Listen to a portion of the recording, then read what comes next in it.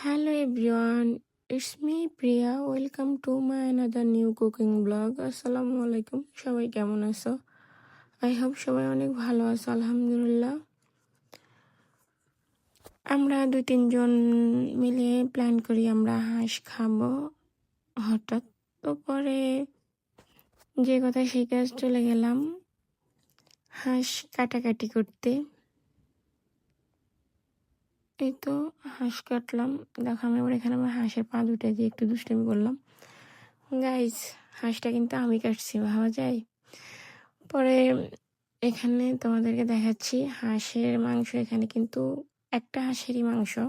তোমাদের থেকে মনে হইতে পারে এখানে হয়তো বা মনে হয় 2টা এরকম, কিন্তু গাইজ এখানে কিন্তু একটা হাঁসের মাংস। হাঁসটা একটু মোটো ছিল, এই জন্য অনেক বেশি হয়েছে মাংস, আর এত বেশি হাড্ডি হয় নাই, মাংস হয়েছে। এমনিতে তো সচরাচর হাঁস এত মোটো হয় না। তো আমাদের ভাগ্য ভালো ছিল যে হাঁসটা একটু মোটো ছিল, আমাদের জন্য ভালো হয়েছে, বেশি মাংস হয়েছে। পরে গাইজ এখানে আমি হাঁসের মাংসগুলা ক্লিন করে নিয়ে নিলাম রান্না বসানোর জন্য।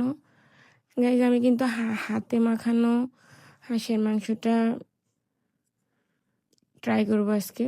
এখানে আমি পেঁয়াজ, আদা রসুন পেস্ট, মরিচের গুঁড়া, জিরার গুঁড়া, হলুদের গুঁড়া, গরম মশলা গুঁড়া, তারপরে লবণ স্বাদ মতো, এরপরে ধনিয়া গুঁড়া, তারপরে হাঁসের মাংসের মশলা সব কিছু দিয়ে ভালো করে মাখিয়ে নিব। এরপরে লাস্টে অয়েল দিয়ে দিব।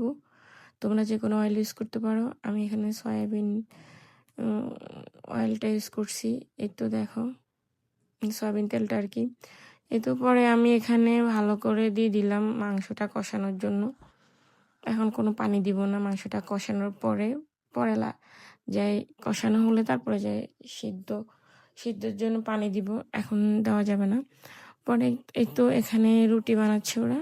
আমার দায়িত্ব ছিল কিন্তু হাঁস কাটা আর বসানোটা, ওদের দায়িত্ব কিন্তু রুটি বানানো। যাই হোক, আমি ইচ্ছে করে ওটা বেছে নিয়েছি, কারণ আমার থেকে রুটি বানানোটা বেশি প্যারা লাগে, আমার থেকে বেশি প্যারা লাগে রুটি বানাইতে, সেই জন্য আমি হাঁস রান্নাটাই বেশি নিছি। দেখো আমার কি বুদ্ধি, দেখছো তোমরা আমাদের মধ্যে এরকম বুদ্ধি করে করে সহজ বিষয়গুলো বেছে বেছে নিবা সবসময়।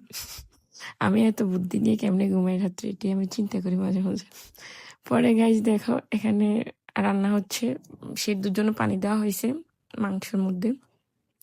এরপরে ওরা রুটি চেকতেছে, আমি এটা ভিডিও করতেছি। আমি আর কি করবো ভাই, আমি তো ওগুলা করে টোরে একদম ফ্রি।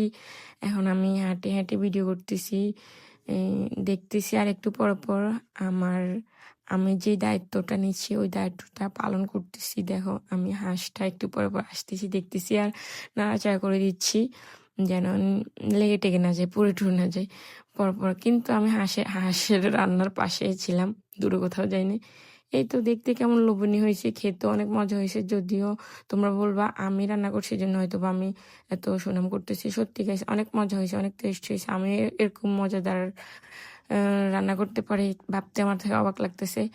আজকে ভিডিও পর্যন্ত, সবাই ভালো থাকবে, সুস্থ থাকবে, আল্লাহ হাফেজ। আবার দেখাবো নতুন কোনো কুকিং ব্লগে। Bye, thanks for watching.